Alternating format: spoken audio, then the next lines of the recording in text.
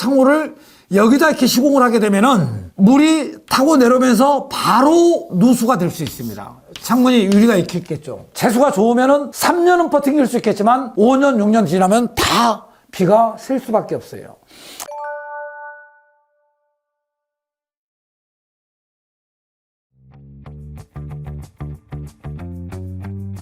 안녕하세요. 저기칸노무의 박대수입니다. 이번 영상은요, 소비자분들이 창호 교체에 있어서 잘 모르시죠? 시공하시는 분들이 이거는 꼭 지켜줘야 될 것 같아서 영상을 준비했는데요. 이거는 꼭 해야 됩니다. 정말로 해야 됩니다. 부산 사하구 신평동에 있는 삼익아파트라는 데가 있는데 얼마 전에 창호 시공을 했어요. 근데 난간대가, 거실 앞에 난간대가 아주 짱짱하게 시공이 잘 돼 있어요. 30년이 넘게 세월을 버텼는데도 짱짱한데, 교체를 다 끝나고 나서 소비자한테 전화가 왔어요. 왜 저 배기 싫은 난간대 30년 된 거를 철거를 하지 않고 샤시를 교체하면서 해주는 줄 알았는데 왜 그거는 그냥 놔두고 있느냐. 다른 집들은 다 교체를 했는데 우리 집은 난간대를 교체를 안 했느냐. 난간대를 교체를 창호를 하면 당연히 하는 걸로 알고 있었고, 집에 와서 딱 보니까 그게 그대로 있고 창호만 교체돼서 저한테 엄청 뭐라고 하셨습니다. 아닙니다. 난간대하고 창호는 별개입니다. 제가 아무리 해도 안 돼요. 근데 저희 같은 경우에는 창호 현장에서 시공을 할 때 우리 집도 해줘라 이러신 분들이 굉장히 많이 계시거든요. 그런데 제가 그 현장에 어떤 분이 또 하신다 그래서 또 5층에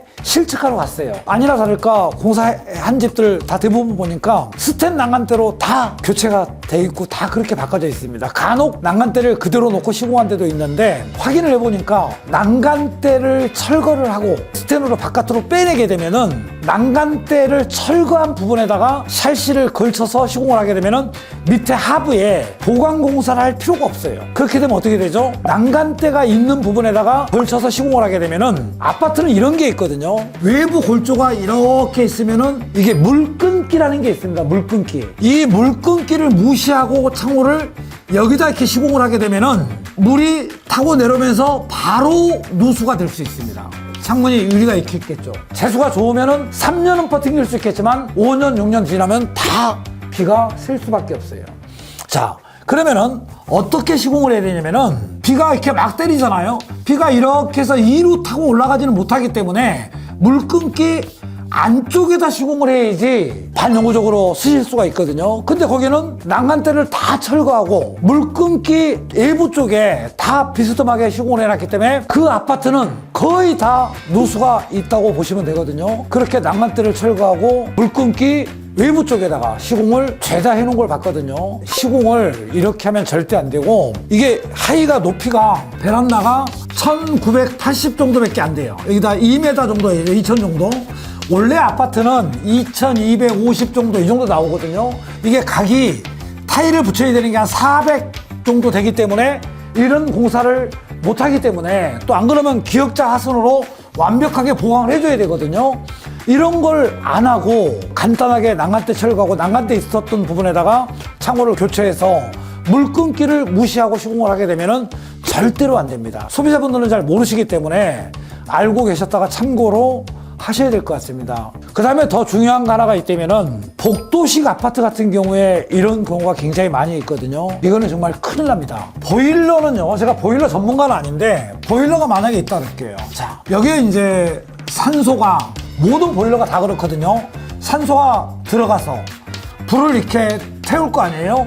그러면은 바깥으로 연통이 빠져나가겠죠. 복도식 아파트일 경우에는요, 복도 쪽에 다용도실이 있어서 보일러가 다용도실에 설치가 돼 있다든지, 안 그러면은 앞베란다에 보일러가 거의 설치가 돼 있더라고요. 그런데 앞베란다에 만약에 보일러가 있다고 칠게요. 그러면은 산소가 안으로 타서, 자, 이거는 배기죠. 가스가 타서 나가는 안 좋은 공기죠. 이거는 밖으로 무조건 빼줘야 되겠죠. 그런데 베란다에 있는 산소를 다 태워버리면은 방에 있는 산소, 내부에 있는 산소를 다 태울 수 있거든요.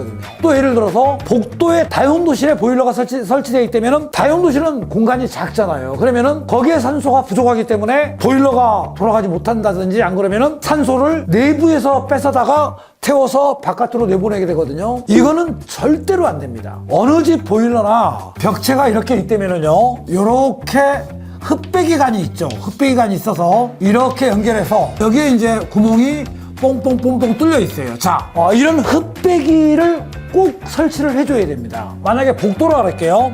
바깥에 외부 공기를 당겨서 태워서 내보내면은 상관이 없습니다. 이 영상을 꼭 시공하실 때 참고하셔야 되는데, 앞 베란다에 만약에 보일러가 설치가 되어 있는데 배기만 있고 내부 공기를 태운다 그러면은, 예를 들어서 이렇게 한 프레임이 나온다면은 여기에 통발 하나 놓고 샤시를 이렇게 1대1의 1창으로 흡배기를 바깥으로 빼줘야 실내 공기를 태우지 않고 난방을 하실 수 있는 거거든요. 이게 만약에 없이 실내 공기를 그대로 계속해서 태운다 그러면은 이거는 샤시를 교체를 안 하는 게 훨씬 좋은 거죠. 만약에 했다가 위험한 상황이 생길 수도 있기 때문에 이런 거는 꼭 참고해서, 소비자는 이런 거 잘 모르거든요. 모르고 그냥 설치하고 그냥 머리가 아프고 뭐하고 나중에 위험할 수 있기 때문에 이런 거는 참고하셔서 시공을 꼭 하셨으면 좋겠습니다. 중요한 영상이기 때문에 참고해서 시공을 하시는데 도움이 됐으면 좋겠습니다. 소비자도 좋고 또 시공자가 꼭 이거는 알려줘야 될 사항이거든요. 여기까지 정직한 도움의 박대수입니다. 감사합니다. 정직한 도움 완성창 정말 따뜻하다.